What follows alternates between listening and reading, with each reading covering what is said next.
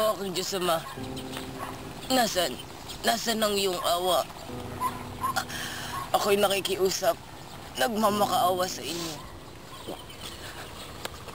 Patawarin niyo akong lahat dahil hindi ko nagawang ipagtanggol ang kaharian. Laban kay Adolfong walang awa. Sila yata nag-iisa ako at walang nagmamahal. Inagaw niya ang korona, kaya rin din sa iyo, upang magawa niya ang kanyang mga ninanais. At pati si Duque Briseño, na aking ama, ay kanyang din ama. O aking Diyos Ama, tila yata di mo na dinidilig ang aking mga panalangin. Di tuloy maalis sa aking isipan na ako'y ayaw mo ng tulungan. Kung gayon, paano na ako? Sino na ang aking malalapitan? Kung mismo ang Diyos natin ay hindi ako magawang tulungan. Patawarin mo ako, Albania. Aking sinilangan dahil hindi kita nagawa ipagtangkol. Paalam sa inyo, Adolfong walang awa. Laurang taksi, paalam na sa inyo. Paalam.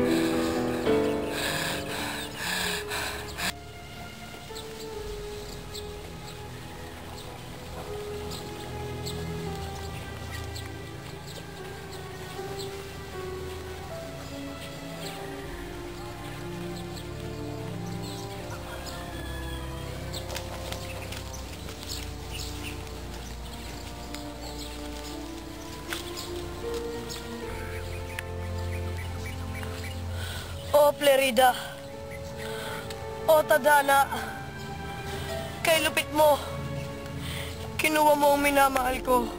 Ako'y talagang minamahal. Napahirapan ako sa kamay ng taksil na si Adolfo. Oh, ayun tinig na aking naririnig. Tinig na nag-iinigpis na tao. Sino kaya siya?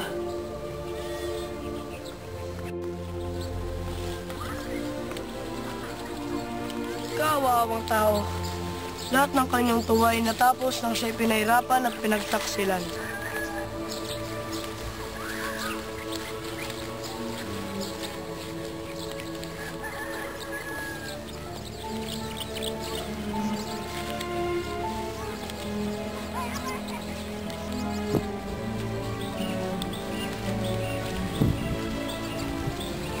Pagkanay masakit, problema ko'y mahirap lutasin dahil sa aking sintang inagaw.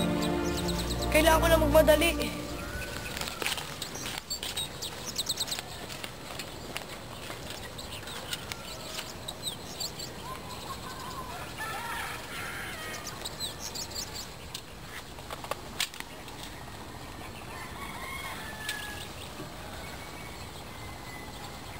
Parang nakita ko lang ang taong ito.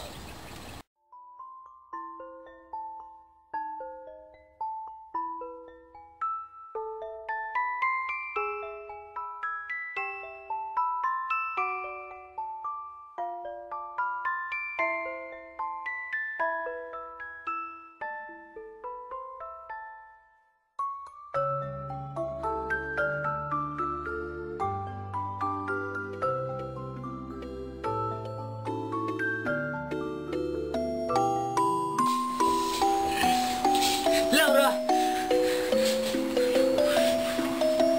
Sino ka at ba't ako narito? Magpahinga ka na lang. Ako ang nagligtas sa'yo. Hindi mo ba nakikita na tayo magkaaway? Marahil, pero ikaw'y nangangailangan ng tulong. Maaaring ang patay na ako kung hindi ka dumating. Pero ang kamatayan ay ang tunay kong kaligayahan. Hangad! Hindi mo ba alam dinadagdagan mo lang yung pasakit?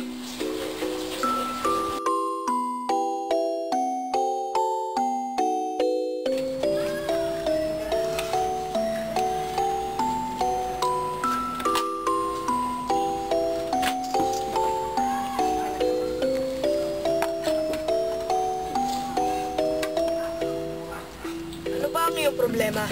Maaari ko bang malaman? Sige, simulan ko na ang aking pagkukwento.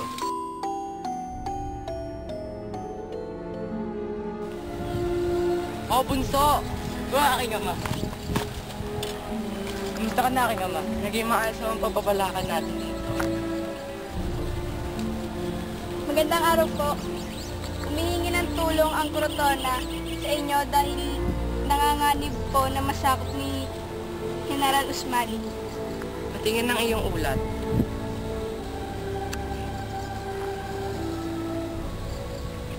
Asahan niyo ang tulong namin. Florante, pupunta tayo kay Haring Linceo. Sunod ang aking ama.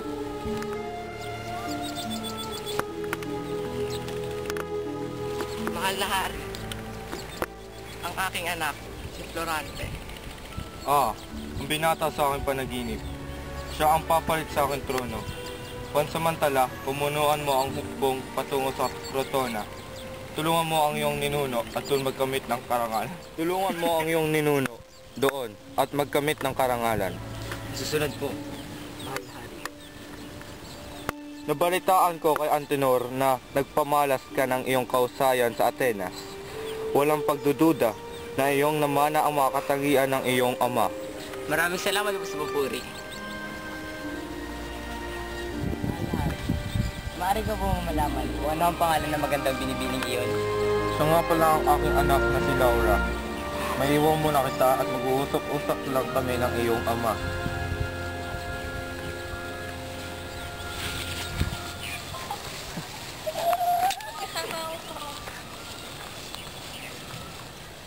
Kumusta magandang binibini?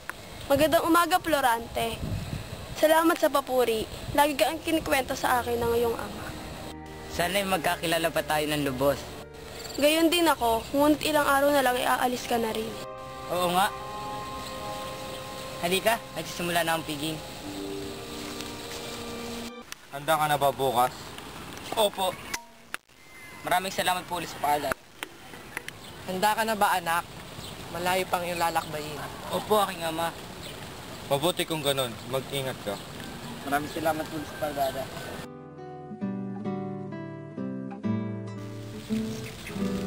Paalam, Florante. Pangako mong babalik ka. Pangako. Nabalik ako.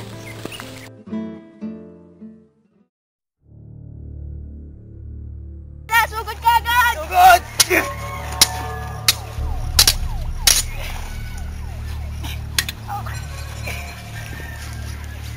Nanalo tayo!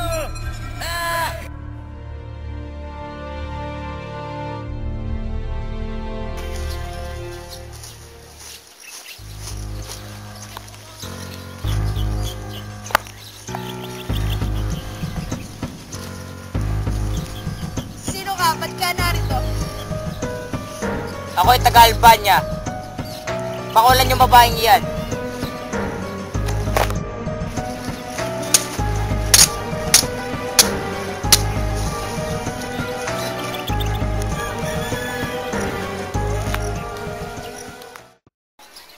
Mulang galang na, pero ngayon lang kita nakita rito. Ako to, Florante, si Laura. Oh, ba't ka nandito? Gusto ko lang malaman ang iyong kalagayan. Kamusta ka? Saan naging mabuti ka? Kailangan ko ng tulong mo. May bayan malapit dito na pinagtataguan ng mga morong na dumakip sa aking ama. Paano kung may mangyaring masama sa kanya? Paano kung... Ako nang bahala. Sugod ka agad! Sugod!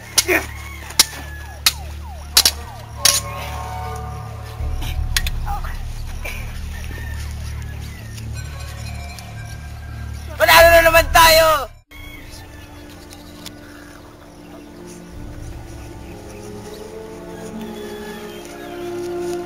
General Florante, dala ko po ay isang sulat galing kay Haring Linceo. Maraming salamat. Maaari ka naman.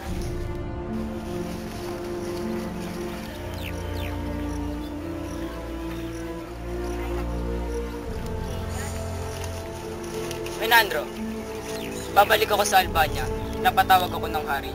Maaari mo bang pamunuan ng ating sundalo dito? Ikinakarangal ko po.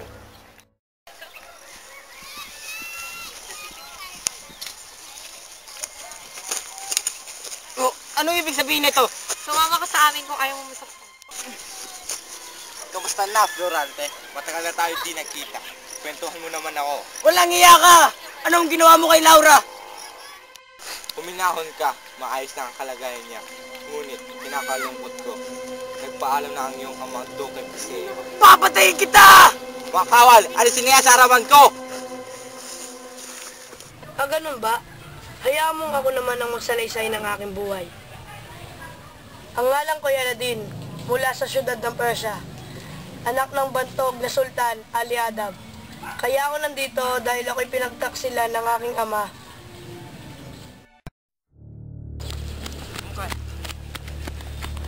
Kaya mo makatakas ka, ha? Ka dito. Bitawan mo ako! Bitaw! Bitaw! Bitiwan mo ako! Alis! Itigil mo yan!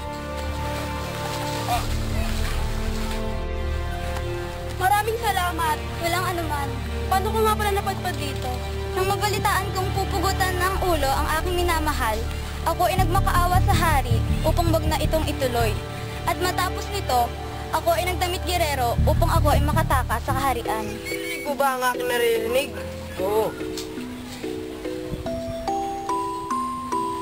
Oh, Laura, mahal ko. Mahal ko. Larissa, aking sinta. O Aladin!